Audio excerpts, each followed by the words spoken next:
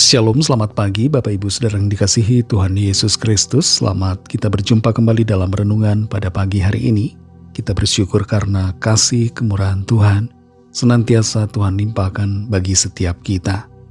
Sebelum kita mendengar kebenaran firman Tuhan, mari kita berdoa.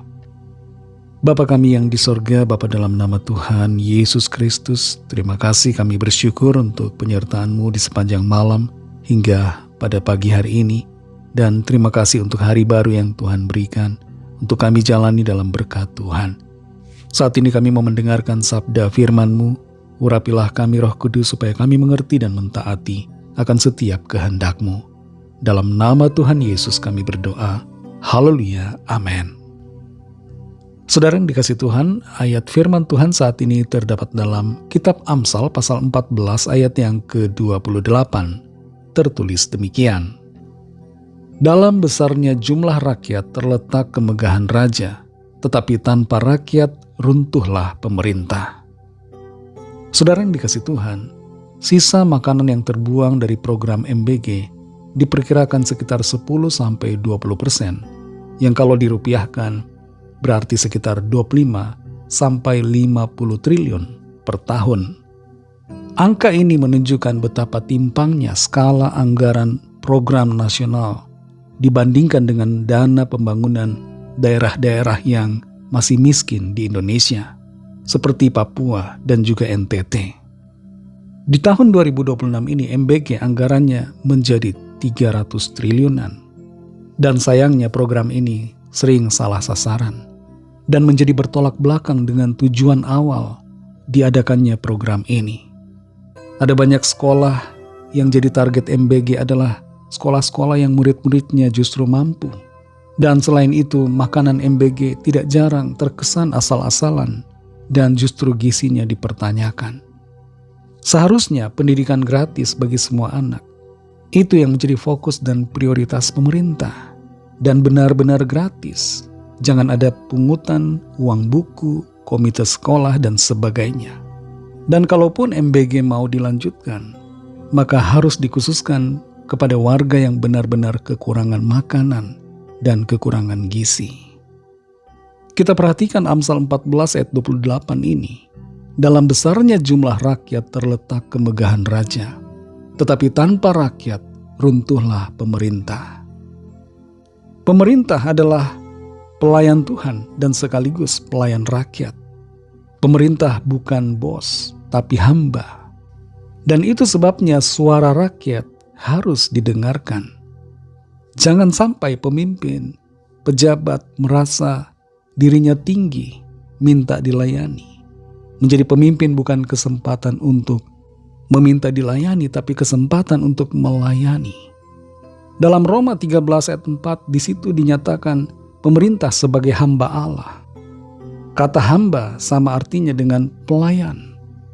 Dan sebagai pelayan dari Tuhan pencipta, pemerintah harus sungguh-sungguh melakukan yang baik dan benar sesuai dengan kehendak Tuhan. Dan pemerintah juga harus memperhatikan kesejahteraan rakyatnya. Sebagai orang-orang percaya, kita ditempatkan Tuhan di sebuah negara. Dan sebagai orang percaya sekaligus warga negara, kita tidak boleh berdiam diri.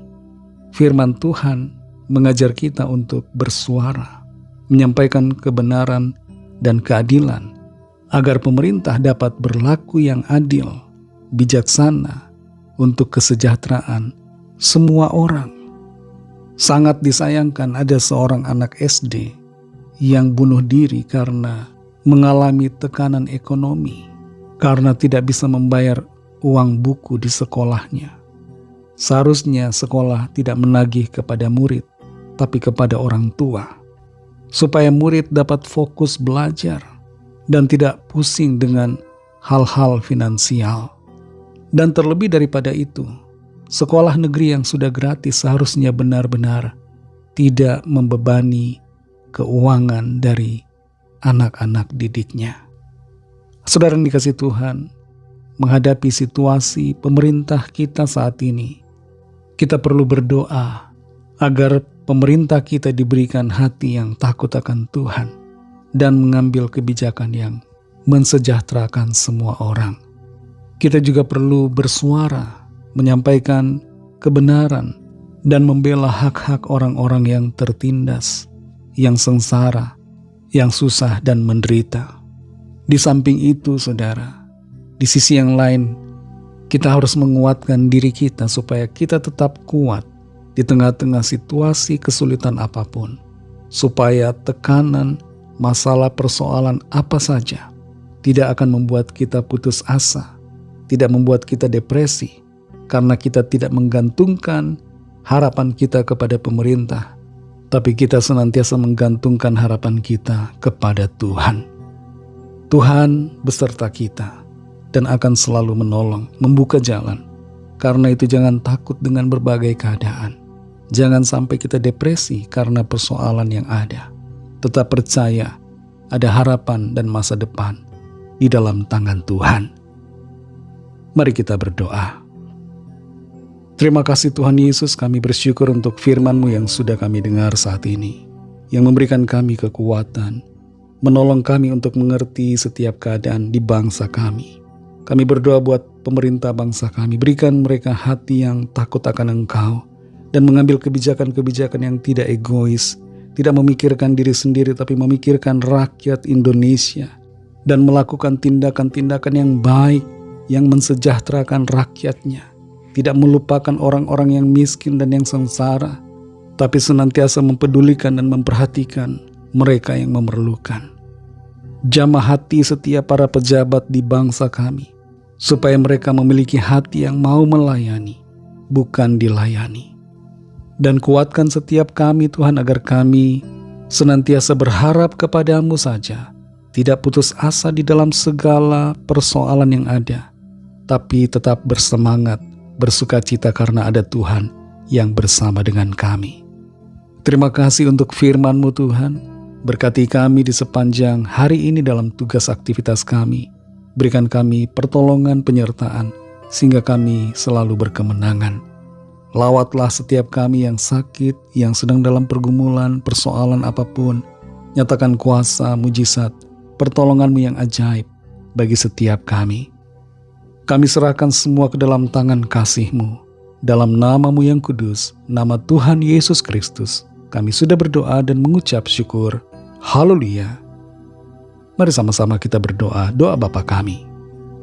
Bapa kami yang di sorga, dikuduskanlah nama-Mu, datanglah kerajaan-Mu, jadilah kehendak-Mu di bumi seperti di sorga. Berikanlah kami pada hari ini makanan kami yang secukupnya, dan ampunilah kami akan kesalahan kami, seperti kami juga mengampuni orang yang bersalah kepada kami. Dan janganlah membawa kami ke dalam pencobaan, tetapi lepaskanlah kami daripada yang jahat, karena Engkaulah yang punya kerajaan dan kuasa dan kemuliaan sampai selama-lamanya. Amin. Terimalah berkat Tuhan. Tuhan memberkati engkau dan melindungi engkau. Tuhan menyinari engkau dengan wajah-Nya dan memberikan kasih karunia. Tuhan menghadapkan wajah-Nya kepadamu dan memberikan damai sejahtera.